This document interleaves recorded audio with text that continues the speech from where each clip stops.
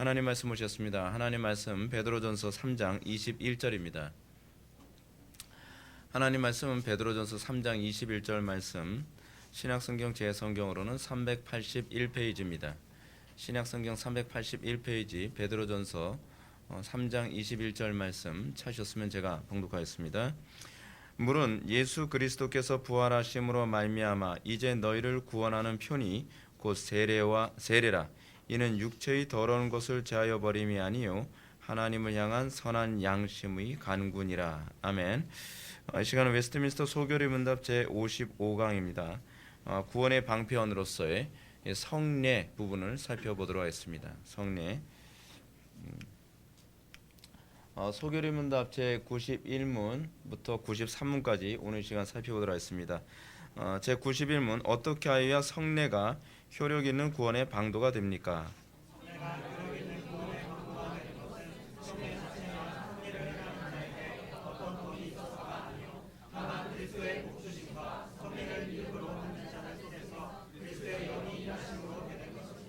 네, 92문입니다. 성례란 무엇입니까? 그리스도께서 세우신 거룩한 일식인데 이 일식에서 그리스도와 새 언약의 백이 감각적인 표상으로 믿는 자에게 표시되고 적용되는 것입니다. 네, 신약의 성례는 무엇입니까? 신약의 성례는 세례와 성찬입니다. 네, 오늘 시간 우리가 성례에 관해서 배우게 됩니다. 그 성례에 대해서 우리가 개혁파 교회에서는 이 부분에 대해서 제대로 잘 가르쳐지질 않아서 이 성례가 얼마나 중요한 은혜의 방편인지를 잘 이해를 못하고 있습니다. 은혜의 방편이라고 했을 때, 그러니까 또 다시는 구원의 방편이라고 했을 때에 이 구원의 방편 또는 구원의 방도라고 우리가 이제 배우는 이 소개를 문제에서는 그런 식으로 이제 번역을 했는데, 하나님께서 우리를 구원하실 때에 이 방법을 사용하시를 기뻐하셨다는 사실입니다. 근데 그 구원의 방도 우리가 이제 뒤에서 다시 한번 언급하겠지만, 우리를 믿음이 없는 상태에서 믿음이 있게 하시는 구원의 방도로서는 오직 말씀이고요. 그리고 우리를 이미 믿음을 가진 자들로 하여금 성화의 삶을 살게 하시고 그리고 구원을 확신케 하게 하시는 방도가 바로 성례입니다. 그러니까 우리가 이 부분을 좀 구별해서 이해를 하셔야 돼요. 성례가 우리에게 구원을 주진 않아요. 성례를 통해서 구원을 받진 않지만 이미 구원을 받은 성도가 성례를 통해서 구원의 확신을 얻고 그리고 우리의 믿음을 견고케 되며 우리의 믿음이 견고케 되고 그 견고케 될 때에 성화라는 것이 나오는 것이죠. 그래서 우리가 이 은혜의 방편으로서 방도로서 우리가 지난 시간에 말씀이라고 하는 부분을 우리가 배웠다고 한다면 은혜의 방편으로서의 우리가 성례를 살펴보게 됩니다. 그런데 이 은혜의 방편은 성령께서 사용하시는 은혜의 방편이죠. 성령께서 수단으로 사용하시는 겁니다. 이게 무슨 얘기냐면 성령께서는 우리에게 은혜를 주실 때 이거를 통해서만 은혜를 주시기로 작정하셨어요.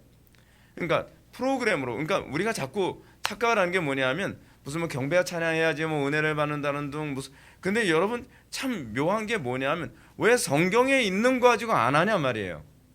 성경에 있는 거 가지고 우리가 은혜를 추구하려고 해야 되는데 그 성경 이외의 것을 가지고서 우리가 자꾸 은혜를 추구하려고 하니까 이게 문제가 되는 거예요.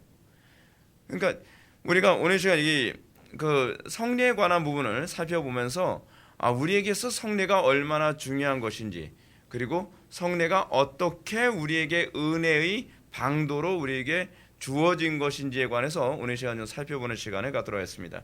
소개를 문답의 전반적인 구조를 한번 보게 되면 항상 보는 것처럼 39문부터 107문까지가 뭐에 관한 거라고요? 실천. 근데 이 실천을 위해서 나와 있는 것이 성례라는 것이 굉장히 중요합니다. 그러니까 여러분 우리는 성례를 그냥 단순히 종교적 예식 정도로만 생각을 하죠. 그래서 상당수의 교회 이제 츠빙글릭의 영향을 받은 상당수의 개혁파 교회들은 그냥 기념설식으로만 합니다. 그러니까 성례가 구체적으로 우리에게 실천에 구체적인 도움을 준다고 생각을 하지 않는 거예요. 그냥 단순히 종교적인 어떤 묵상을 하게 만드는 수단 정도로 끝나게 된다.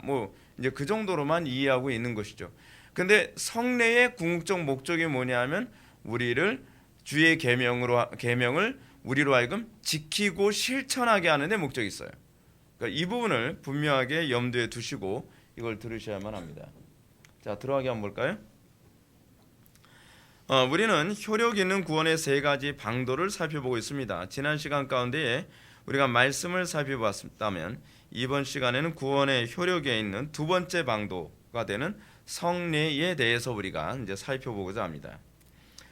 이 성례를 통해서 우리는 성찬 예식이 어떻게 우리에게 구원의 효력을 발생시키는지 이해하게 되죠. 구원의 방도 세 가지가 뭐죠? 구원의 방편, 은혜의 방편. 그러니까 우리 주로 은혜의 방편이라고 얘기를 하는데 웨스트민스터 소결의 문답에서는 뭐라고 표현하고 있어요?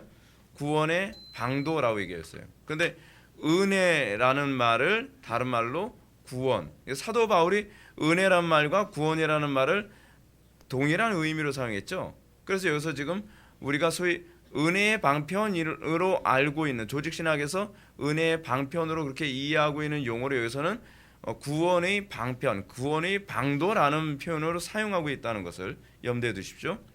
그럼 구원의 방편 또는 은혜의 방편으로서 우리가 세 가지. 첫 번째 뭐라고요? 말씀을 우리가 지난 시간에 살펴봤죠. 이 번째는 뭐죠? 성례죠. 그리고 세 번째는 뭘까요?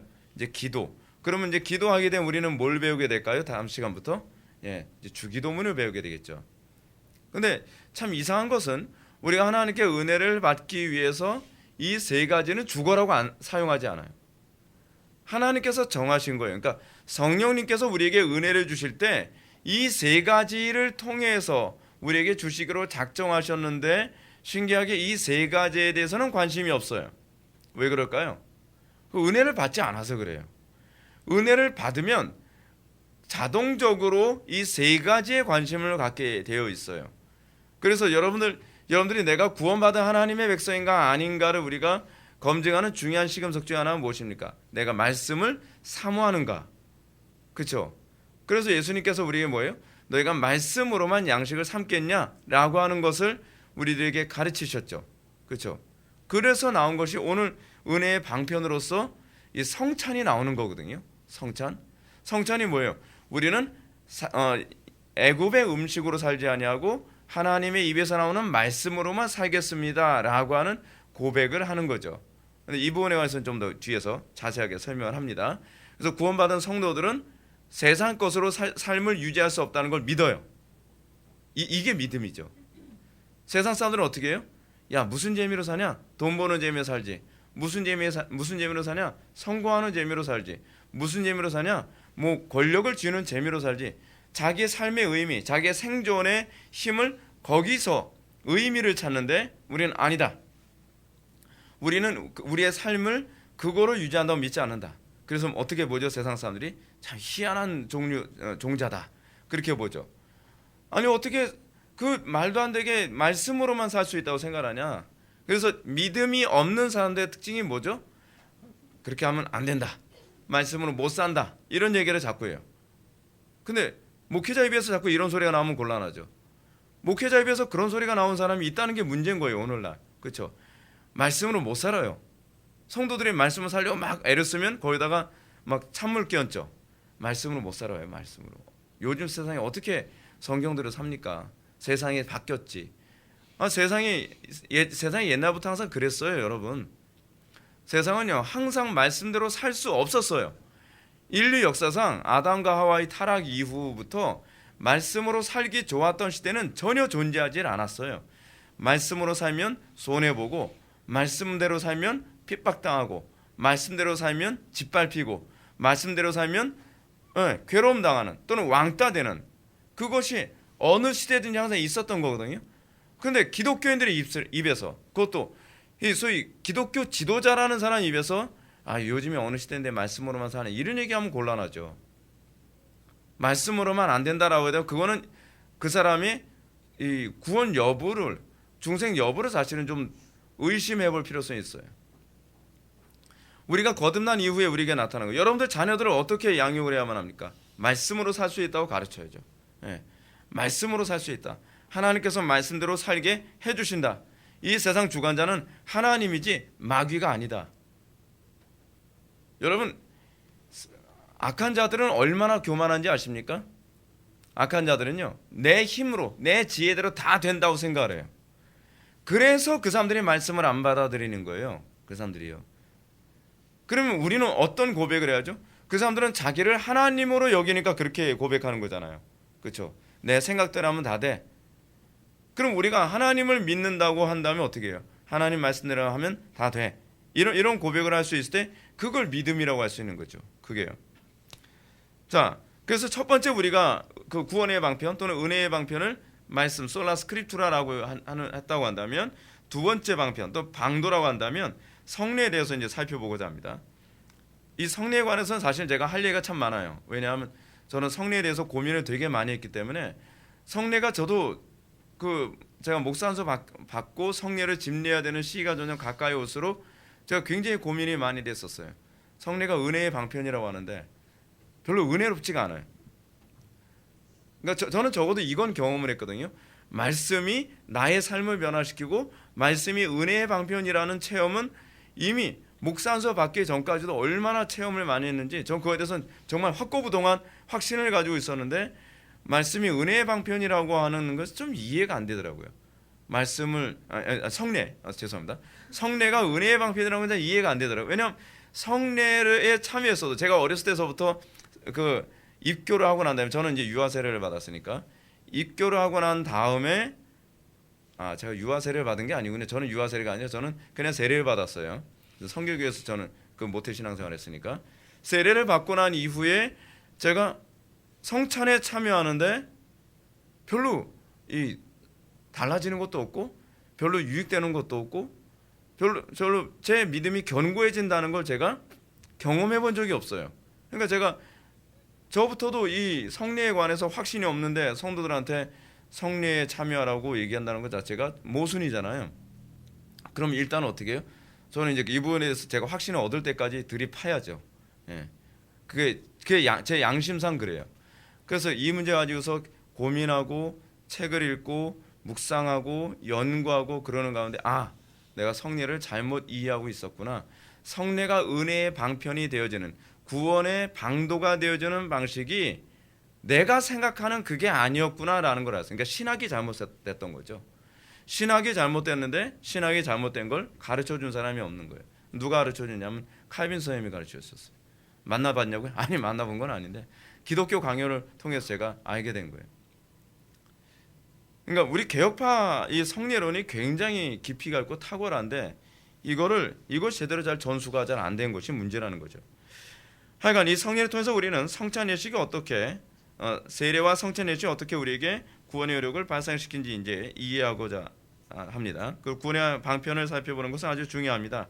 하나님은 저희에게 구원을 주실 때 반드시 하나님께서 전하신 방도, 즉 방편을 통해서만 구원하시기로 작정하셨기 때문입니다. 따라서 진정으로 구원받기 원한다면 그는 구원의 방편을 부지런하게 사용해야죠.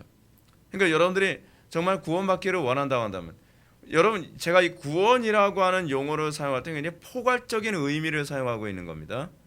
여러분들이 죄로부터의 구원 또는 여러분들이 성령으로 거듭남, 여러분들 하나님의 백성이 됨이라고 하는 의미로서의 이 좁은 의미로서의 구원이 아니라, 여러분 궁극적으로 하나님께서 우리를 구원하실 때는 어떻게 구원하시길 원하세요? 삶의 전 영역을 구원하시길 원하시는 거잖아요. 그래서 종국적으로 예수님께서 이 땅에 재림하실 때에 예수님께서 우리를 구원하시는 영역은 어떤 영역이에요? 우리의 영혼만 구원하는 영역이 아니죠. 예수님의 재림을 통해서 우리는 어떻게 되죠? 우리가 부활하여 변화된 육체를 입고, 그래서 육체의 구원까지 참여한다는 것이 성경의 가르침이죠. 그러니까 전인격적 구원인 거예요. 그런데 그 전인격적 구원이 종말에 있게 되어 반짝 있게 되는 것이 아니라 지금부터 시작되어지죠. 그러니까 육체의 구원이라는 얘기가 플래시, 단순히 이 살덩어리의 구원을 의미하는 것이 아니라 여러분들 삶의 전 영역이 지금부터 구원을 받기 시작을 하는 거죠. 그래서 여러분들이 예수를 믿고 난 다음에 나타나는 현상이 뭐예요? 여러분들 삶의 구석구석이 다 구원을 받기 시작을 하는 거예요. 그죠? 근데 그 구원이 어떤 식으로 일어나냐 말이에요. 심리적인 변화도 일어나고요. 그렇죠? 그리고 여러분들이 영적인 변화뿐만 아니라 심리적인 변화, 정서적인 변화, 관계적인 변화, 육체적인 변화까지 일어나죠. 그래서 구원받은 사람들에게 나타나는 특징 중에 어떤 외적인 변화도 굉장히 많이 나타나죠. 그렇죠? 그 예수 믿기 전에는 죄인 중에 괴수 같았던 외모를 가졌던 사람이 은혜 받고 나면 외모도 달라져요. 그거 되게 신기하지 않나요? 그러니까 여러분들 우리는 보게 되면 이러잖아요. 나 구원받았어요 라고 하는데 관계로서의 구원이 하나도 안 일어난다면 그거는 착각일 가능성이 되게 많이 있어요. 왜냐하면 여러분들 복음서에서 예수님을 만나서 구원받은 사람들의 특징이 무엇입니까? 뭐 단편에 예를 들어서 요한복음 4장에서 사마리아 여인이 예수님을 만났습니다. 예수님 만나니까 예수님이 사마리아 여인을 보고 뭐라 합니까? 내 믿음이 너를 구원하였느니라. 구원의 선포가 있고 난 다음에 이 여자에게서 나타나는 것이 뭐죠? 사회적인 회복. 그렇죠? 이 여자는 사회에서 완전히 격리되어져서 그 왕따처럼 살던, 그러니까 사회에 적응할 수 없었던 그런 여자였죠. 근데 이 여자가 예수를 믿고 난 다음에 어떻게 됩니까? 다시 그러니까 사마리아 사람들 그 공동체 안에 다시 복귀해서 소위 관계의 회복을 경험하게 되죠. 이거는 이 사마리아 여인뿐만 아니라 제가 자주 언급하는 삭개오에게서도 나타나는 부분이죠. 근데 이제 이 부분을 얘기해 주는 것이 성찬이죠. 성찬은 사실 그걸 얘기해 주고 있는 부분이에요. 우리가 구원을 받았다고 한다면 여러분들 가족과의 유대 관계 안에서의 구원도 나타나야만 해요. 예전에 어땠죠? 내 힘으로 그거를 구원을 성취하려고 무진장 애를 썼는데 내 힘으로 아무리 애를 쓰면 애를 쓸수록 관계가 점점 금이 가고 점점 힘들어지고, 그리고 아무리 해도 내가 내 아이의 삶을 그리고 관계를 회복할 수 없다는 것을 경험하게 되죠. 근데 예수를 믿고 난 다음에 우리에게 어떤 현상이 나타나냔 말이에요. 예수를 믿고 난 다음에 한 사람 한 사람 점점 관계 회복이 일어나기 시작을 하게 되죠. 그래서 나의 구원이, 그러니까 나 한 개인의 구원이 아니라 나의 구원이 소위 다른 모든 영역의 구원을 확장시키는 확장성이라는 게 있죠. 여러분 그것이 어떻게 나타납니까? 레위기에서 그거 얘기가 나오죠. 네가 구원을 받았다 한다면, 그러니까 안식일에 너만 안식할 것이 아니라 내 집안에는 종들과 짐승들과 가족들까지 다 안식하게 하라. 그렇죠? 이게 우리의 구원받음이라고 얘기하는 거죠. 우리 오늘날 기독교가 타락했다고 생각하고 기독교가 잘못 가고 있다는 것이 뭐냐면, 나 하나 구원받았다 할렐루야 하면서 다 돌아다니면서 독버스처럼 행동하고 돌아다니고 있다는 게 문제예요. 구원을 받았으면 구원받은 자가 뭐로 나타나죠? 샬롬을 확산시키는 것으로 나타나죠. 여러분 악한 자의 특징이 뭐죠? 악한 자는 어둠을 확산시키거든요. 여러분 그런 사람 있잖아요. 성격이 굉장히 더럽다든지 그 성격이 아주 어두운 사람이 있으면 그 사람이 가면 그 사람이 어둠을 확산시키잖아요. 그렇죠? 예를 들어서 여러분들 주변에 그런 사람이 있다고 칩시다.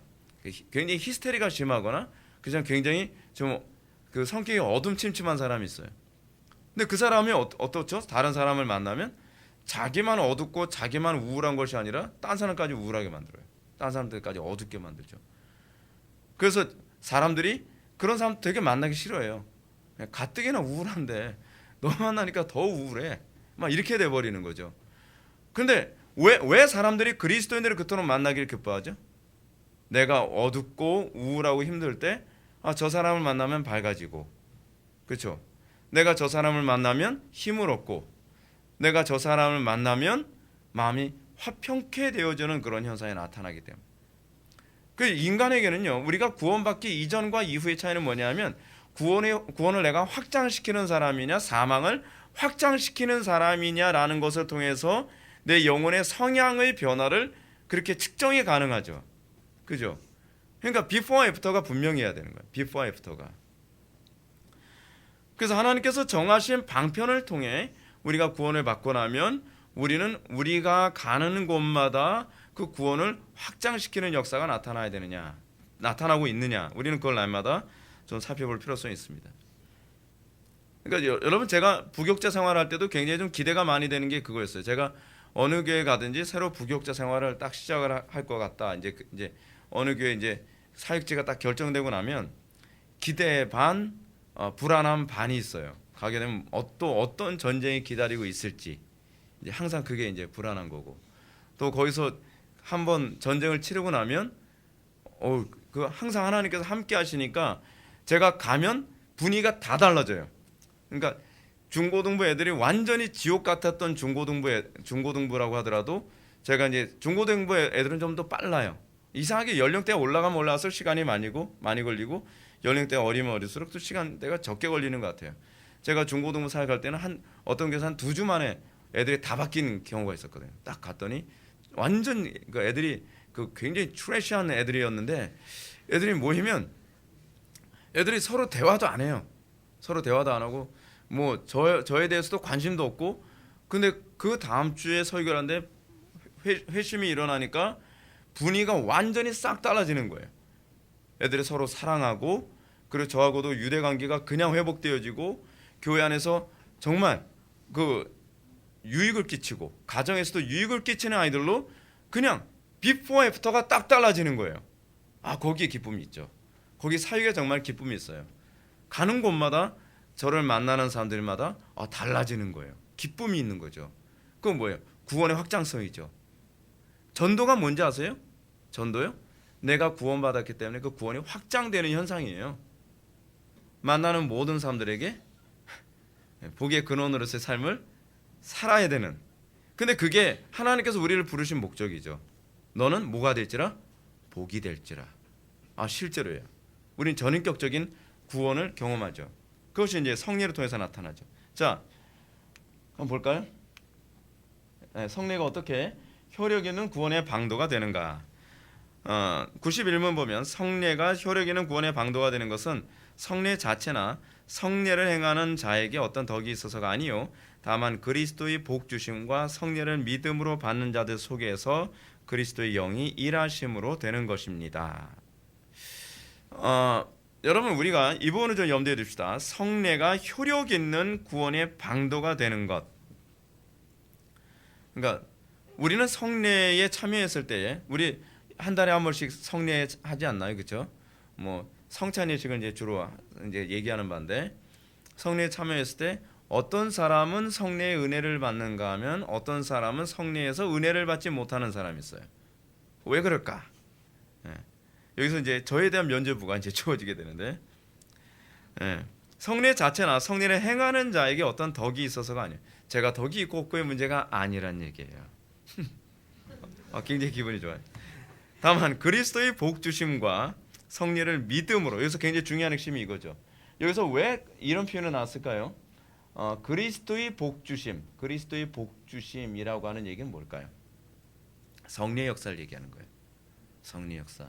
그리고 성례를 믿음으로 받는 자들. 근데 이 두 가지 사실은 뒤에 나오는 그리스도의 영이 일하심이라는 것을 다 포괄하거든요. 이게 그거에 다 포함되어지는 거예요. 믿음으로 성례에 참여하지 않으면 안 돼요. 그러니까 제가 성례를 할 때 항상 한 주 전에 거의 매주 한 주 전에 제가 광고를 하잖아요. 왜냐하면 여러분들이 성례에 참여할 때에 간절한 마음으로 성례에 참여할 때 믿음으로 참여하기를 여러분 기대해야 돼요. 여러분들이 말씀을 통해서만 은혜를 받는 것이 아니라 성례를 통해서도 말씀 못지않는 은혜가 임한다는 걸 믿어야 돼요. 근데 실제로 여러분들 우리 교회 지체들 상당수가 그걸 경험해 봤잖아요. 근데 우리는 금방 느슨해지죠. 이게 우리의 이제 본성이에요.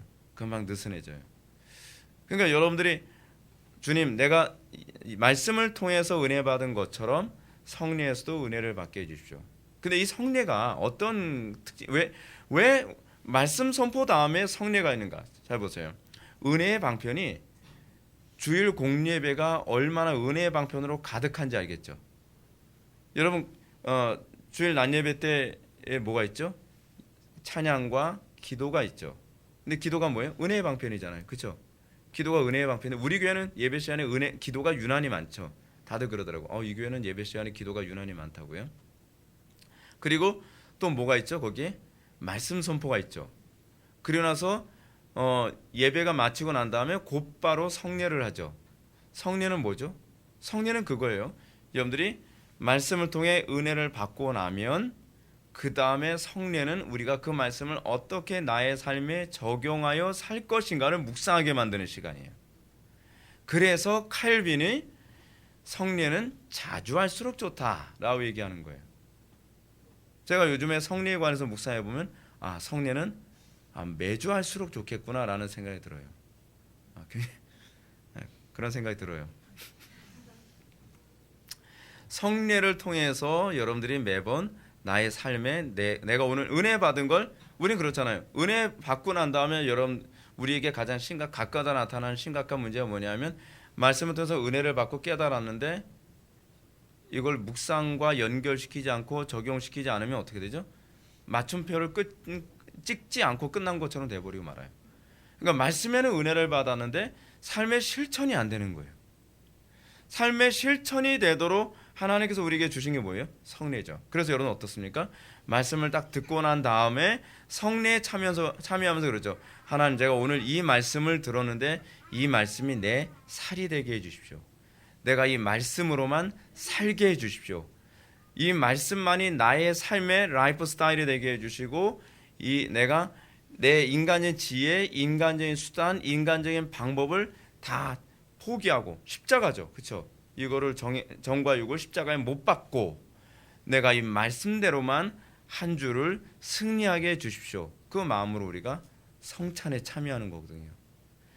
그래서요, 성례 시간에 세례는 없어도 성찬은 매번 있죠, 그렇죠? 왜냐하면 성찬의 궁극적 목적이 거기 있으니까, 말씀대로 살게 하는데, 말씀만이, 이 말씀, 오늘 너에게 선포되어진 그 말씀이 너의 유일한 양식이야 라고 하는 걸 다시 일깨워 주는 것이 성찬이죠. 그렇기 때문에 성찬 예식은 굉장히 중요한 겁니다. 아무 생각 없이 하면 안 되는 거예요. 그래서 성례의 효력은 성례 자체나 성례를 행하는 자에게 있는 것이 아닙니다. 이 말은 성례의 효력을 아리스토텔레스의 관점으로 이해하지 말아야 할 점을 지적하고 있죠. 그러니까 여러분, 가톨릭의 그 성례론과 우리 기독교의 성례론의 차이가 거기 있죠. 가톨릭의 성례론은 아리스토텔레스 철학의 영향을 받았기 때문에 형상과 진료가 있으면 자동적으로 목적이 성취될 거라고 봐요. 그 아리스토텔레스의 원인론이죠. 아리스토텔레스의 네 가지 원인론이 있잖아요. 하나는 형상인, 하나는 진료인, 하나는 작용인, 하나는 목적인이라고 하는 게 있는데, 아리스토텔레스는 어떻게 생각을 했냐면, 우리에게 형상과 진료가 있으면 자동적으로 목적이 성취된다고 생각을 해요. 그러니까 마치 이거 똑같죠. 여러분, 의자를 만드는데 의자라는 형상을 만들기 위해서 진료를 사용하죠.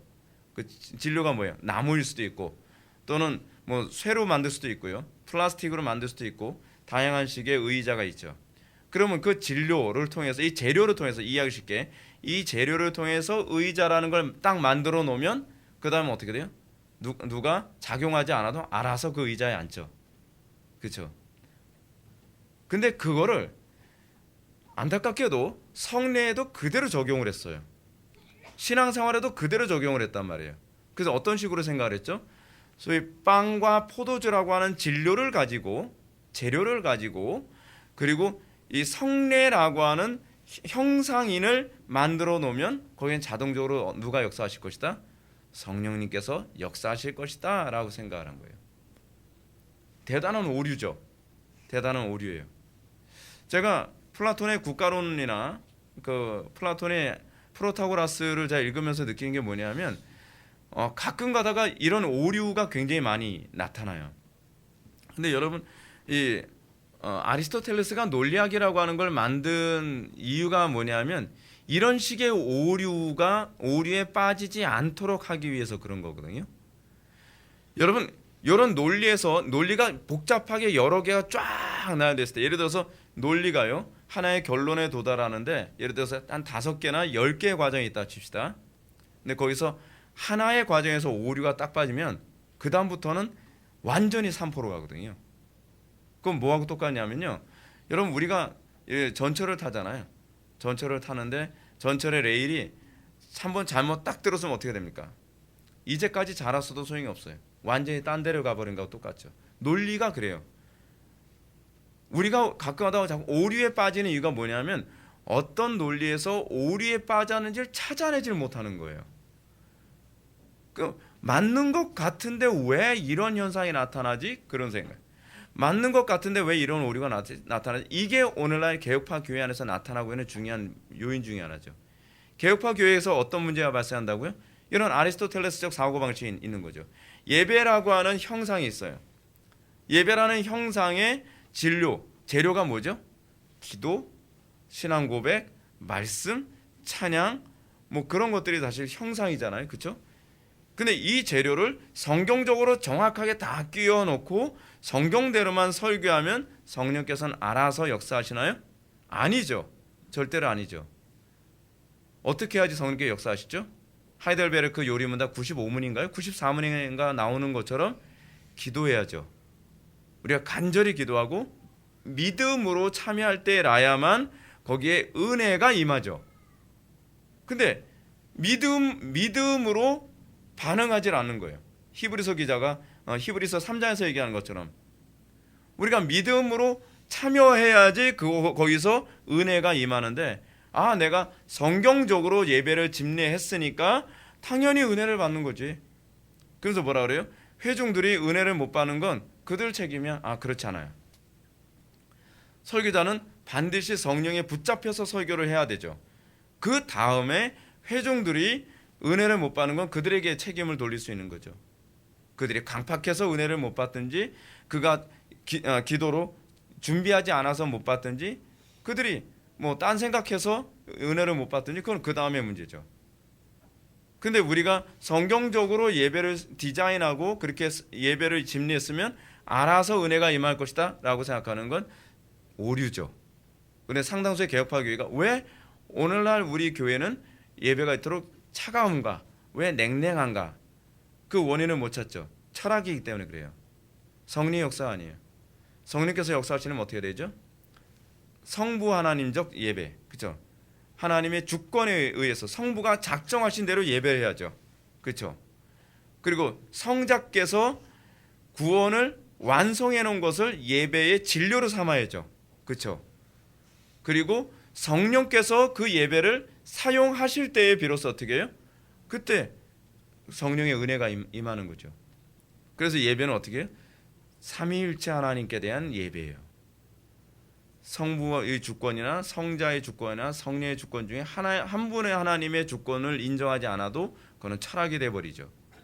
그러니까 우리가 이 부분에 있어서 굉장히 주의를 많이 해야만 합니다. 계속 볼까요?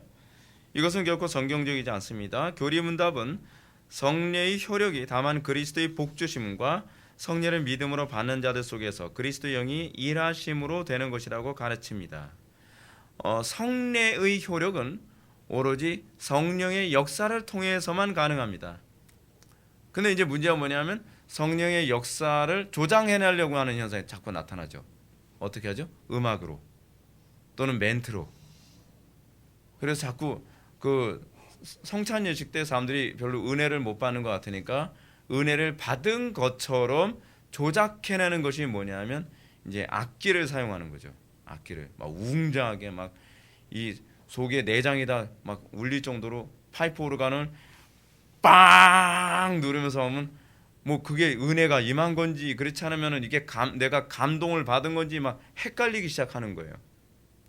여러분, 이 헷갈린다는 게 여러분 되게 무서운 겁니다, 여러분. 이거 소위 혼돈이라고 얘기하거든요.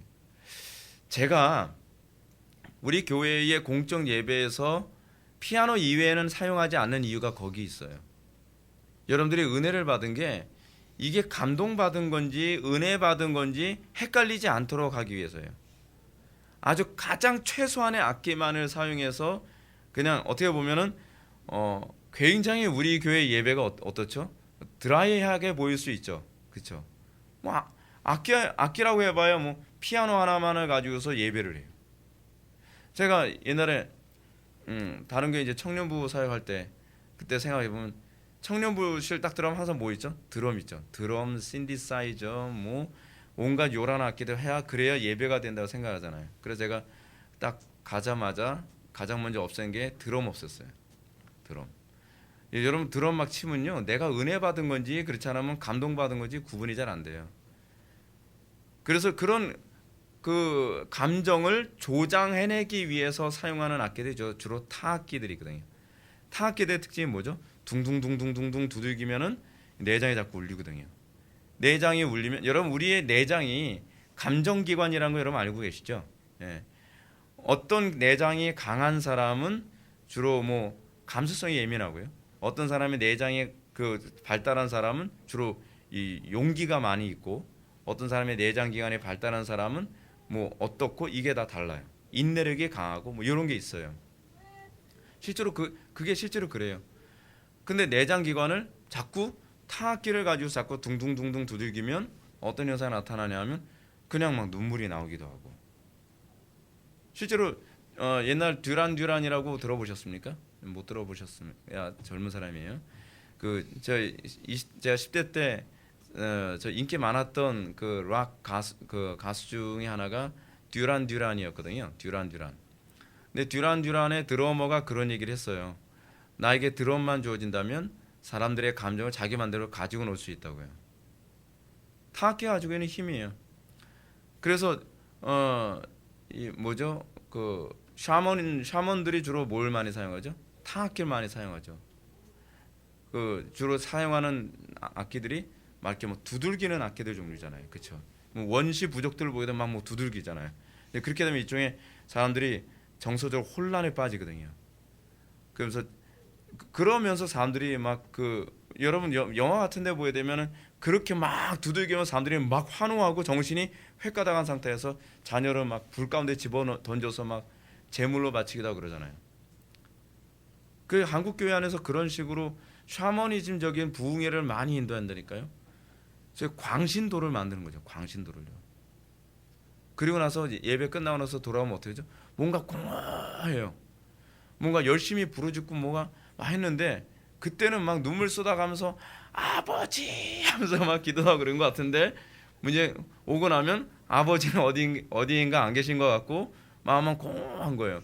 그때 흘렸던 눈물은 무슨 눈물이지? 드럼 눈물이죠. 뭐. 예, 문제는 이제 항상 그런 식으로 우리가 속는다는 겁니다. 제가 이번에 1984 그 조지 오웰의 1984를 읽는데 1984에서 사람의 사고를 개조하는 것에 관해서 그렇게 언급을 하는 거예요. 여러분 사람의 사고를 개조하는 게 뭔지 어떻게 개조하는지 아십니까? 극도의 혼란에 한번 빠뜨려지고 나면 그 다음에는 사람들이 이래요. 뭐가 옳고 뭐가 그런지조차도 다 혼란스럽다는 얘기가 나와요. 그죠? 그 시점부터 다시 개조가 되는 거예요. 무섭지 않나요? 그렇게 되는 거예요. 근데 거기서 윈스턴이라고 하는 주인공이 나오는데 윈스턴이라고 하는 사람의 사고를 개조하기 위해서 그 오브라이언이라고 하는 사람이 그 사람을 고문을 합니다. 고문을 하는데요. 이 공산주의 국가가 어떻게 사람을 개조하는지를 이 조지 오웰이 폭로한 거잖아요. 근데 사람을 고문대에다 묶어놓고서 손가락 하나를 딱 접고 엄지손가락 접고서 손등을 보이면서 몇 개야? 라고 물어봐요. 4개입니다. 아니야, 틀렸어. 5개야. 몇 개야? 4개요. 5개라니까. 제가 아무리 봐도 4개인데요. 안 되겠구나. 고문을 해요. 그리고 난 다음에 막 고통스러운 못 견디면 다시 원상복귀. 다시 몇 개야? 난 아무리 봐도 4개란 말이에요. 그럼 어떻게 하죠? 계속 고문을 해요. 계속. 그리고 난 다음엔 몇 개야? 그러면 4개인지 5개인지 모르겠어요. 이제는 좀 고쳐지기 시작하는구나. 당에서 5개라면 5개야. 그리고 3개라면 3개인 거야. 당이 얘기하는 대로 너는 따라야 돼. 그게 네가 제대로 고쳐지고 있는 거야 라고 하는 거예요. 그래서 이런 얘기예요. 내가 다시 한번 물어볼까? 2 더하기 2는 뭐지? 4요. 아니야, 틀렸어. 3일 수도 있고 5일 수도 있어. 때로는 동시에 3이기도 하고 5일 수도 있지 라고 얘기해요. 오브라이언이요. 근데 하도 고문을 당하니까 나중에는 모든 게 혼란스러워 시작하는 거예요. 자, 다시 한번 물어볼게. 2 더하기 2는 뭐지? 3일 수도 있고 5일 수도 있는 것 같아요. 그렇지. 넌 그렇게 철저히 개조되는 거야 라고 얘기해요. 그리고 나서 이 사람에게 풍요와 또 평안함과 안락함을 줘요. 그리고 나서 다시 부릅니다. 그래서 오브라이언이 찾아와서 그래요. 빅브라더를 사랑하는가? 똑바로 얘기해. 난 네가 거짓말하는 걸 알 수 있어. 라고 얘기하니까 사랑하진 않아요. 증오합니다. 그 사람이 하는 말이 다 옳은 건 내가 인정하지만 증오합니다. 그래. 그럼 사랑하게 만들어 줄게. 그리고 나서 또 고문을 하기 시작하고 극도의 고문 속에서 이 사람이 사고가 완전히 바뀝니다. 그게 여러분 젠더 이데올로기가 하는 방식이에요. 영혼을 철저하게 파괴시키는 거예요. 영혼은 밑바닥부터 철저하게 파괴시켜서 완전히 선한 어떤 것도 존재할 수 없도록 만들어 버리는 거예요. 그래서 마지막에 어떻게 끝나는지 아십니까? 무섭게 끝나요. 나는 비로소 빅브라더를 사랑할 수 있게 되었다. 그러면서 끝나요. 여러분 공산주의가요 얼마나 무서운지 아십니까? 공산주의는요 아예 근본적으로 인간성을 완전히 말살하는 데 목적을 둬요. 오브라이언이 이런 얘기합니다. 우리의 궁극적 목적이 뭔지 알아? 가정이고 부모와 자녀의 관계고 사랑이고 그런 거 다 필요 없어. 모든 걸 철저하게 다 해체하고 분해시켜 버리는 거지. 왜? 권력 때문이야 라고 얘기해요. 권력이 전부지. 우리는 권력을 위해서 권력을 잡는 거야. 인민의 행복? 그거는 거짓말이지. 사실은 권력을 잡기 위해 인민의 행복이라는 걸 얘기하는 것뿐이야. 권력의 목적은 권력이야 라고 얘기를 해요. 무섭지 않나요? 근데 사람들은 속고 있죠. 그리고 권력을 잡으면 그 사람들의 행복이라고 하는 건 아랑곳하지 않죠. 여러분 왜 저는 공산주의를 그토록 싫어하냐 하면 공산주의가 그런 거기 때문에 그래요. 공산주의의 궁극적 목적이 뭐냐면 인간성 말살이에요. 하나님의 형상을 철저하게 없애는 거예요. 철저하게 파괴하는 거죠. 되게 악마적이지 않나요? 굉장히 이미 그 안에 해체주의가 다 들어가 있죠. 해체주의는 뭐냐면요. 모든 걸 해체하면 그 다음에는 당이 말하는 것 또는 권력자가 말하는 것에 절대적으로 수용하고 따르게 되어 있다는 걸 전제로 둔 해체주의예요. 그래서 해체주의가 무서운 거예요. 이미 1984에서 그 얘기를 하고 있는 거예요. 1984에서요. 자, 천주교는 성례가 7가지라고 가르칩니다. 세례, 견진, 고회, 성체, 종부, 신품, 혼배. 이거 뭘 얘기하는지 알죠? 세례는 여러분도 아는 거고. 견진은 뭐죠? 소위 성령 세례와 관련되어진 우리는 성령 세례라고 얘기하는 걸 이 사람들은 견진이라고 얘기해요. 그러니까 사제가 기름을 발라주면 성령 세례가 임하는 거예요. 임했다고 보는 거예요. 그러니까 우리처럼 믿음으로 성령을 받는 개념이 아니라 사제가 기름을 발라주면 성령 세례를 받는 거예요. 성령을 받고 안 받고를 누가 결정을 해요? 사제가 결정한다고 보는 거예요. 고해는 뭐죠? 사제가 성부와 성자와 성령의 이름으로 죄 용서를 선언하죠. 그렇죠? 그리스도께서 내 죄가 사함을 받았느니라 라고 선언하는 것을 우리가 믿음으로 바라보는 것이 아니라 사제가 고해 성사를 듣고 사죄 선언을 하면 그것이 용서가 될 거라고 믿는 거죠. 그죠? 성체는 뭐죠? 성체. 여러분 특히 이 고해는 되게 심각한 게 뭐냐면 예수님도 내 죄가 사함을 받았느니라 라고 얘기할 때에 바리새인들이 뭐라고 공격을 했죠? 네가 사람이 돼가지고 어떻게 죄 용서를 선언하느냐라고 얘기하잖아요. 사도들도 여러분 죄 용서 선언한 적이 없어요. 그러니까 예수님이 뭐라고 얘기합니까? 이는 인자가 죄 용서하는 권한이 있음을 알게 하려 함이라. 근데 사제가 죄 용서를 선언한다는 건 대단히 심각한 문제가 있는 거죠. 그 성체는 뭐죠? 성찬 예식을 얘기하는 겁니다. 종부는 뭐죠? 죽어가는 사람. 종부는 병자하고 같은 말이에요. 그러니까 병든 사람에게 소위 기름을 발라주면 이제 이 사람이 병고침을 받을 것이다라고 생각하는 것. 또는 죽어가는 사람에게 임종을 앞두고서 이걸 찍어줌으로써 천국 갈 수 있도록 미리 준비시키는 그런 개념이죠. 신품이라고 하는 건 말 그대로 사제 서품을 받는 거예요. 사제 서품. 그리고 혼배는 뭘죠? 결혼을 얘기하는 거죠. 이것이 천주교에서 칠성례라고 하는데 이걸 성례로 규정을 합니다. 근데 문제가 뭐냐면 이 7가지 중에서 세례와 성찬 이외에는 예수님께 성경에 언급된 부분이 없어요. 성경에서 견진이라고 하는 것이 성례로 주어진 적이 없거든요. 그렇죠? 고해도 그렇고 종부도 그렇고 신품도 그렇고 혼인도 그렇고 결코 이 성경이 언급한 부분이 없습니다. 그래서 92문에서는 신약의 성례는 무엇입니까?에 대한 답이 뭐죠? 세례와 성찬입니다. 두 개밖에 없다는 거죠. 예. 이 로마 가톨릭과 우리와의 차이가 여기에 있는 겁니다. 세례와 성만찬, 세례와 성만찬이 성례가 된다는 찰스 하치의 진술을 한번 보겠습니다. 첫 번째, 그리스도께서 명하신 것만 성례가 되었습니다. 그렇죠? 그리스도께서 명하지 않으면 성찬이 되지 않죠.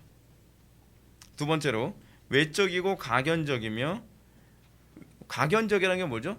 눈으로 볼 수 있다는 걸 얘기하죠. 그렇죠? 외적이고 눈으로 볼 수 있으며 내적이고 불가견적인 것, 볼 수 없는 것인 하나님의 은혜의 활동을 나타내는 표라야 합니다. 무슨 얘기인지 아시죠? 이게 성례에서 중요한 개념이 이거예요. 성례 자체가 어떤 효력이 있는 게 아니에요. 성례를 통해서 내적이고 우리의 눈으로 볼 수 없는 하나님의 은혜를 외적으로 볼 수 있게 설명해 주는 것이 성례예요. 그래서 여러분 단편의 예를 들어서 세례를 받는 건 뭘 얘기하는 거죠? 옛사람은 죽고 새 사람으로 다시 거듭나는 우리 영혼 속에서 일어나는 보이지 않는 성령의 역사를 보이게 설명을 해주죠. 그렇죠? 그리고 성찬은 뭘 설명해 주죠? 우리의 영혼이 세상의 철학이나 방법이나 경험을 의지하지 않고 하나님의 말씀만을 나의 라이프 스타일로, 나의 생명으로 여기는 것을 어떻게 해요? 눈으로 볼 수 있게 설명해 주죠. 이것이 양식이 돼요. 이것이 나의 살과 피가 됨, 내 영혼의 살과 피가 된다는 걸 성찬 예식을 통해서 설명해 줌으로 우리에게 이해를 시켜주죠. 그렇죠? 그리고 세 번째, 그리스도께서 다시 오실 때까지 그의 교회에게 지키라고 명하신 항구적인 제도임을 성경에서 볼 수 있어야 한다. 왜 세례와 성찬만 성례가 되죠? 예수님께서 그렇게 가르치셨으니까요. 주님께서 다시 오실 때까지 교회에게 지키라고 항구적으로 명령한 제도는 이 두 가지밖에 없어요. 성경적으로 이거 이외에는 얘기하신 게 없는 거죠. 그리고 네 번째, 성례를 받은 자들의 신앙이 강화되고 강건하게 되도록 하기 위해 인치신 의식이어야 합니다.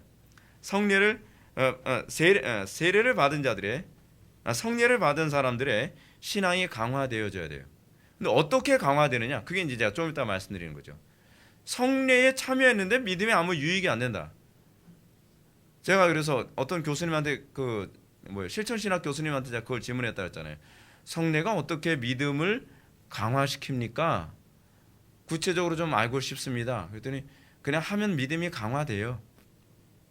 이것만큼 잘못된 생각이 없는 거죠. 아니 어떻게 강화되냐는데 피상적으로 얘기하는 거예요. 그거는 성례를 통해서 믿음이 강화되어졌던 적이 없다는 얘기죠. 실제로 여러분들 말씀을 통해서 여러분 믿음이 강화됐으면 구체적으로 표현할 수 있죠. 내가 말씀을 듣는 가운데 내 심령에 이런 변화가 있었고 이런 그 간증이 있단 말이에요. 근데 간증이 없어요. 설명을 구체적으로 못해요. 그냥 성경이 성례에 참여하면 믿음을 강화시켜 준다 그러니까 하면 그냥 강화되는 거예요. 이건 좀 약간 좀 그렇지 않나요? 저는 그렇게 피상적으로 얘기하면 이건 약간 사기성이 있는 거 아닌가 그런 생각이 들어요. 예를 들어서 여러분 어떤 사람이 약을 먹습니다. 아무 효과도 없어요. 효과도 없는데 이 약 먹으면 효과가 있나요? 먹다 보면 효과가 있어요. 한 달을 먹었는데 전 별로 모르는데 먹다 보면 효과가 있다니. 그게 이제 이 사이비 그 약을 파는 사람들의 특징이잖아요. 군대에 있을 때 그러잖아요. 군대에서 그 무슨 약이라 하죠? 무슨 약? 그 가짜 약이란 말 있잖아요. 가짜 약. 그 소화제거든요. 배 아프다 그래도 소화제 주고 머리 아프다 그래도 소화제 주고 뭐 만병통치약. 그 무슨 약이에요? 그냥 먹으면 나. 근데 틀림없이 아무런 변화도 없어도 그냥 막 계속 먹는 거예요. 계속. 여러분, 근데 지금 기독교가 왜 썩고 있는지 아십니까? 루터가 종교개혁을 한 이유가 바로 거기 있었던 거거든요. 어느 시대든지 여러분 교회가 다시 각성되어야 되던 때가 그거예요.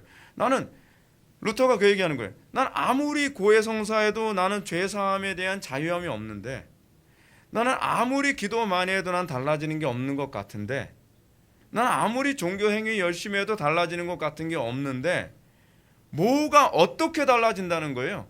그러니까 주변에서 그런 얘기하는 거죠. 다른 동료 사제들이 그냥 하다 보면 되는 거야. 근데 저는 그게 인정이 안 돼요. 저는 개인적으로 저는 그렇게 사는 사람들을 보면 저는 이해를 못 하겠어요. 그렇지 않나요? 아무리 성찬에 참여해도 별로 은혜가 안 되는데 은혜가 안 되는 것이 마치 정상인 것처럼.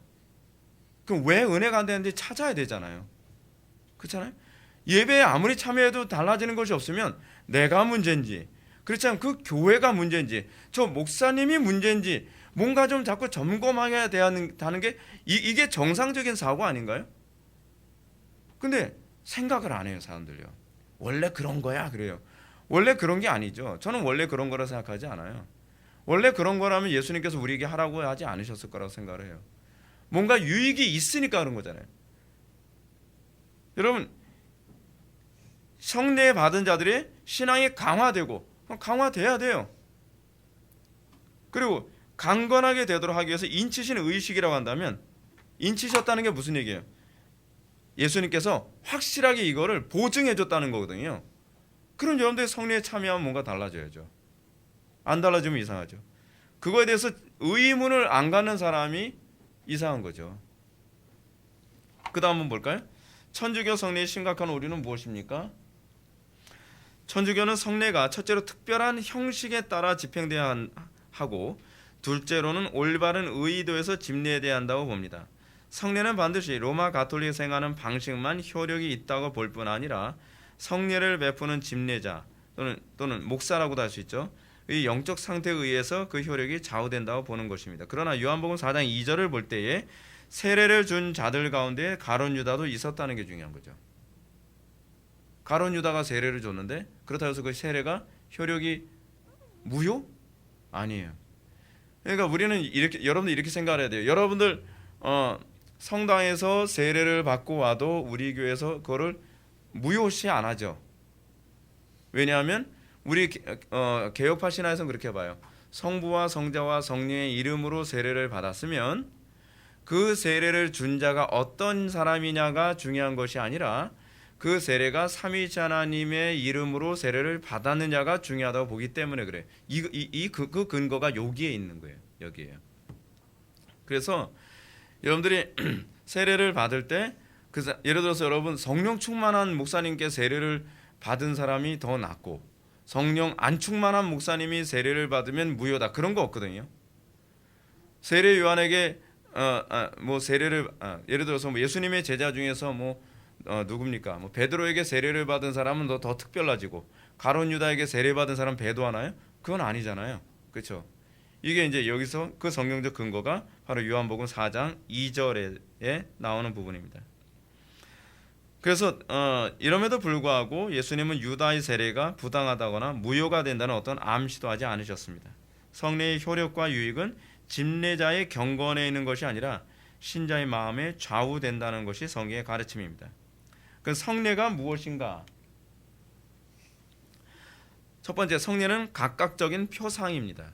표상. 이 말은 성례가 그리스도와 맺은 새 언약의 혜택을 오감을 통해 이해할 수 있도록 제정된 것이라는 얘기입니다. 아까 찰스 하치가 얘기한 것처럼 가견적이고 외적인 것을 통해서 불가견적이고 내적인 현상을 성례가 설명해주고 있는 거죠. 어떻게 해요? 오감을 통해서. 예를 들어서 우리 기독교 같은 경우에는, 우리 장로교 같은 경우에는 이 스프레이라고 해서 머리에 물을 한번 적시는 것으로 그거를 이제 세례를 주지만, 침례 같은 경우는 어떻게 하죠? 사람을 완전히 물 속에 잠그죠. 그래서 침례교라고 하지 않나요? 근데 그 침례 예식이 나쁘지 않다고 저는 생각을 해요. 왜냐하면 성례의 궁극적 목적이 뭐냐면 오감을 통해서 그 내용을 알도록 하는 거니까. 옛사람은 장사 지내고 그리고 새 사람으로 다시 태어나는 걸 세례가 설명해 주죠. 그렇죠? 그리고 근데 우리 장로교에서는 주로 세례라는 말을 써요. 침례라는 말을 쓰지 않고요. 그래서 머리에 물을 적심으로써 어떻게 해요? 내 죄가 씻김을 받았다라고 하는 거. 그래서 세례가 우리에게 뭘 알게 하죠? 아, 복음은 우리의 죄를 씻는 예식이구나. 그 세자가 무슨 세자죠?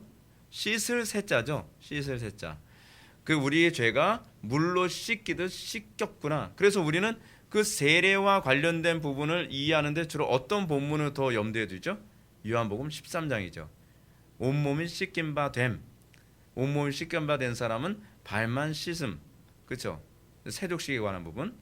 그것이 이제 소위 세례의 정신을 잘 설명해주고 있는 거죠.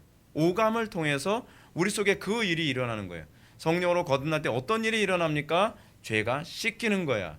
그 어떤 일이 일어납니까? 옛사람은 장사 지내고 새 사람으로 다시 태어난 거야. 자, 그렇다고 한다면 여러분들이 내가 거듭났는지 거듭나지 않았는지를 뭐로 알 수 있죠? 성령께서 내 속에서 그 일을 행하셨는지를 보는 거죠. 구원의 확신은 사실은 이 세례라고 하는 예식을 통해서 우리가 갖게 돼요. 이 구원의 확신을 자꾸 이상하게 가르치잖아요. 한국 교회가. 교회 뭐 영적 기도했으면 구원 받은 것이고, 입으로 시인하면 구원 받는 거 아니냐? 뭐 로마서 뭐 10장 10절 맞나요? 마음에 믿어 의에 이르고 입으로 시인하여 구원에 얻는다고 하지 않았느냐?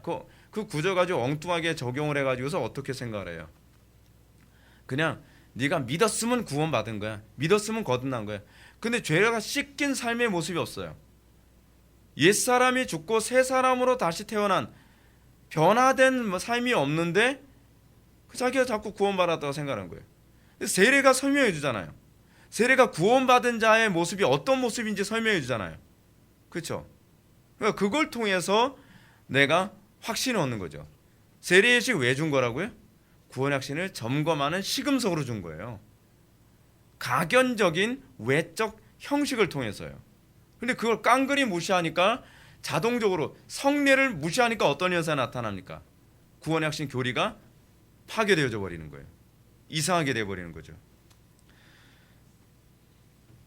그래서 시각, 청각, 촉각, 후각, 미각 이런 거 보십시오. 예를 들어서 침례를 받았다고 칩시다. 옛사람은 죽고 새사람은 죽어요. 그러면 그 시각, 물을 보죠. 그렇죠? 그리고 물에 딱 들어가서 그 잠기죠. 잠길 때 어떻게 해요? 꾸룩꾸룩꾸룩. 제가 제일 싫어하는 소리. 자, 수영을 싫어하는 이유가 그게. 꾸룩꾸룩꾸룩. 청각적인. 그리고 물의 촉각적인 것. 그리고 이것을 통해서 어떻게 해요? 내가 거의 죽을 뻔했네 여기서 나오잖아요. 그렇죠? 죽을 뻔한 게 아니라 아직 안 죽었구나. 근데 그걸 통해서 뭐 하는 거죠? 우리의 옛사람이 이렇게 죽는 거죠. 이게 굉장히 중요한 의미를 담고 신앙이라는 게 이런 거구나라고 하는 걸 세례가 설명해 주죠. 성령께서 내 속에서 이렇게 작용하시는 거구나를 설명해 주죠. 그렇죠? 그런 겁니다. 퍼킨스가 그래서 이렇게 얘기합니다. 퍼킨스는 회심하지 않은 자들은 표징을 지시한 것은 없이 단지 표징만 받는다. 하지만 회심한 자들은 그들의 구원에 대해 표징이 지시하는 것을 다 받는다. 그렇죠? 어떤 사람은 표징이 지시한 것만 받는 사람이 있어요. 세례는 받았는데 옛사람이 안 죽은 사람이 있죠. 세례는 받았는데 죄가 씻김을 받지 않은 사람이 있어요. 근데 이런 사람은 표징은 받았지만 표징이 나한테 감동을 주지 못하죠. 그 표징이 지시하는 바가 나에게 감동을 주지 못해요. 근데 내가 옛사람은 죽고 새 사람으로 다시 거듭났으며 내가 죄가 씻김을 받아서 이전과 다른 삶을 경험한 사람한테는 어떻죠? 세례가 엄청난 감동이 있죠. 그리고 다른 형제가 또 새로 세례를 받는 모습 보면서 거기서 대단한 감동을 받죠. 그렇지, 내가 저 예식을 통해서 내 속의 일어남을 저렇게 표현했지. 그래서 세례는 모든 회중들이 보는 앞에서 세례를 줘요. 그것이 회중들이 보면서 다시 되새길 수 있는 기회를 제공하기 때문에 그래요. 자, 뿐만 아니라 세례가 오감에 의해 이해된다는 사실을 퍼킨스는 이렇게 얘기하죠. 성찬의 참여자가 손으로 떡과 포도주를 잡는 것, 이 잡는 것을 통해서 뭘 경험하죠? 내가 예수 그리스도를 붙잡음이라고 하는 것을 우리가 묵상하게 되죠. 그리고 빵을 잡고 빵을 원래는 이 냄새도 맡아요. 냄새를 왜 맡죠? 그리고 그 빵을 맛보면서 씹고 맛을 맛보죠. 내 입엔 다나. 하나님의 말씀의 특징이 어떻죠? 사실은 카스테라 같은 게 좀 좋은 거라고 생각을 해요. 내 입엔 다나 속에선 쓰도다라고 하는 것처럼요. 하나님의 말씀이 그만큼 입에 달고 냄새가 향긋하죠. 그래서 우리가 그 말씀을 사모하는 거죠. 씹는 것을 통해서 하나님의 말씀은 그냥 소화되지 않아요. 하나님의 말씀은 씹는 과정, 우리가 묵상하고 그 말씀대로 살기 위한 몸부림의 과정을 통해서 그 다음에 우리가 삼키고 그리고 그것을 통해서 내 영혼의 피가 되고 살이 된다는 것을 설명을 해주죠. 성찬은 우리 속에서 불가견적인 내면에서 일어나는 성령의 역사를 이렇게 가견적이고 그리고 느낄 수 있게 우리에게 외적으로 역사하시는 겁니다. 그렇게 해서 어떻게 해요? 성찬의 참여자가 떡을 먹고 포도주를 마시는 것은 자신이 그리스도와 연합하고 교제하는 것을 증진시키기 위해 믿음으로 그리스도를 자신에게 적용시키는 표지가 되는 거죠. 그래서 여러분들이 매번 성찬에 참여할 때마다 내가 간절히 그리스도를 붙잡아야지, 내가 이거 잊고 있었구나, 다시 떠올리죠. 그렇죠? 그리고 내가 오늘 선포되어진 말씀을 딱 들었을 때 말씀이 아멘이 됐는데 어떻게 해요? 말씀대로 안 사라지죠. 아멘 됐다고 곧바로 안 사라진단 말이에요. 그럼 어떻게 해요? 우리가 성찬하면서 내가 이 말씀대로 살기 위해 그리스도를 더 붙잡아야 되겠구나. 성찬이 그걸 설명해 주죠. 그죠? 그리고 내가 이 말씀을 냄새 맡고 입안에서 씹음으로써 어떻게 해요? 내가 이 말씀을 소화하기 위해서는 더 기도를 하고 더 많은 묵상이 필요하구나라고 하는 걸 다시 한번 생각나게 만들죠. 왜냐하면 이건 우리가 매번 까먹어요. 매번요. 그렇게 다시 이거를 되새기고, 그래서 마치 되새김하는 거룩한 그 짐승들이 음식을 되새김으로써 소화를 시켰던 것처럼 하나님의 말씀도 쉽게 소화할 수 없을 만큼 딱딱하거든요. 그래서 계속 우리가 묵상함으로써 열매를 맺을 때까지 인내해야 된다는 것을 묵상하는 거죠. 그래서 되도록이면요, 좀 꼭꼭 씹으세요. 그냥 꿀꺽 삼키지 마시고. 두 번째, 성례는 믿는 자에게 인쳐지며 적용된다. 성례는 믿는 자의 구원을 확신시킵니다.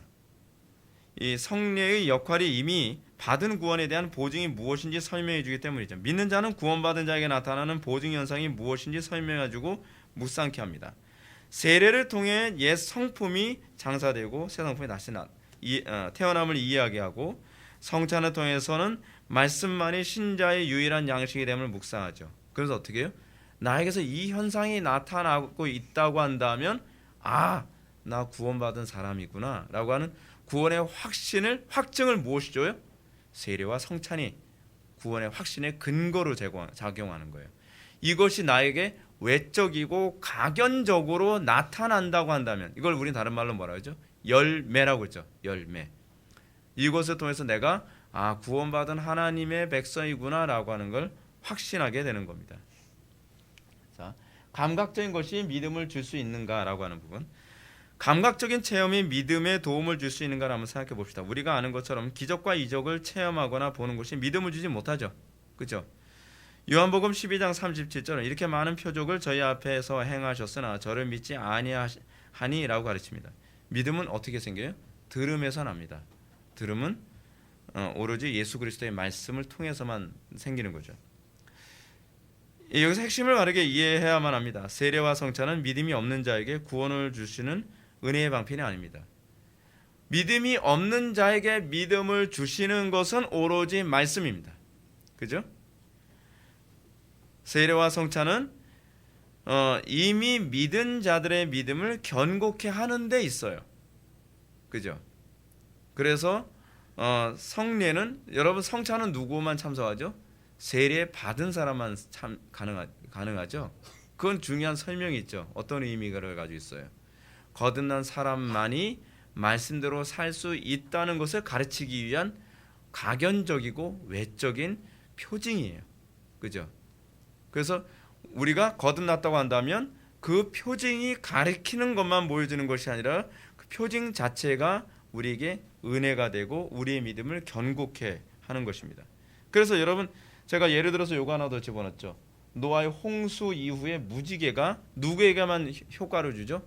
신자에게만 효과 줘요. 제가 이 부분 가지고 잠깐 묵상을 해봤어요. 시간이 좀 없지만 제가 요 얘기는 좀 해야 될 것 같아요. 여러분, 무지개가요, 노아의 홍수 이전엔 있었을까요? 없었을까요? 없었을 거지 있었을지는 우리는 뭐 가보지 않았으니까 모르겠죠. 근데 표징이라고 하는 것에 대한 특징을 보면 그전엔 없었다고 봐야 돼요. 왜냐하면 표징의 특징이 뭐냐면 사람은 할 수 없고 하나님만 할 수 있는 어떤 증거를 통해서 그 표징을 확신하게 하면 안 되는 거거든요. 그러니까 이전에는 없었어야 돼요.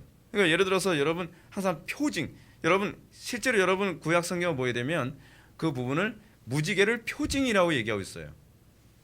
히스기야에게 생명을 연장시켜 주는 건 한 번도 없었던 일을 표징으로 보여주면서 그의 생명이 15년 연장됐음을 입증한 거였거든요. 그렇다고 한다면 무지개를 통해서 무지개를 통해서 표징을 줬다고 한다면 이전에는 무지개가 없었던 거로 보는 것이 저는 학문적으로 맞다고 생각해요. 신학적으로요. 자, 그렇게 됐을 때 중요한 게 뭐냐면 똑같이 무지개를 보는데 어떤 사람은 무지개를 보고서 바베탑 쌓는 거 필요 없다고 생각하는 사람이 있어요. 근데 어떤 사람은 무지개를 보고서도 그것에 아무런 효력을 못 느껴요. 그 표징을 보면서도 여전히 바벨탑을 쌓고 홍수로 언젠가 또 심판할 거라고 생각하죠. 뭘 의미하죠? 그거는 기존의 믿음을 가진 사람에게만 표징이 효력이 있다는 얘기예요. 그래서 여러분 세례와 성찬은 누구에게만 효력이 임해요? 구원받은 사람에게만 효력이 있습니다. 자, 나가게 볼까요? 신자의 구원의 확신은 주관적 확신이 아닙니다. 성령께서 성례가 표현하고 인치시는 방식을 신자의 삶 속에 그대로 드러내심으로 확신하게 합니다. 세례는 옛 성품의 장사와 새로운 성품의 창조를 설명하며 이 증거가 삶 속에 나타남으로 구원받음을 확신케 합니다. 성찬은 신자가 세상의 것으로 양식을 삼지 않고 하나님의 입에서 나오는 말씀으로만 양식을 삼음으로 자신의 구원을 확신케 합니다. 이것이 믿음을 견고케 한다는 말의 의미죠. 신자는 날마다 이렇게 성례를 통해서 자신의 구원을 점검하고 확증하는 삶을 살아가야만 합니다. 기도하시겠습니다. 사랑이 많으신 하나님, 우리가 오늘 시간 성례를 통하여서 우리의 믿음을 어떻게 확증하며 또한 우리가 어떻게 구원의 확신 가운데 날마다 거할 수 있는 것인지를 살펴보았습니다. 우리에게 있어서 성례가 우리의 믿음을 더욱더 강화시키는 귀한 은혜의 역사로 나타나게 하여 주시고 날마다 우리가 성례에 진지하게 참여함으로 이 악하고 음란한 세대에서 날마다 승리할 수 있는 그리스도인들 되게 하여 주옵소서. 예수님의 거룩하신 이름으로 기도올옵나이다. 아멘.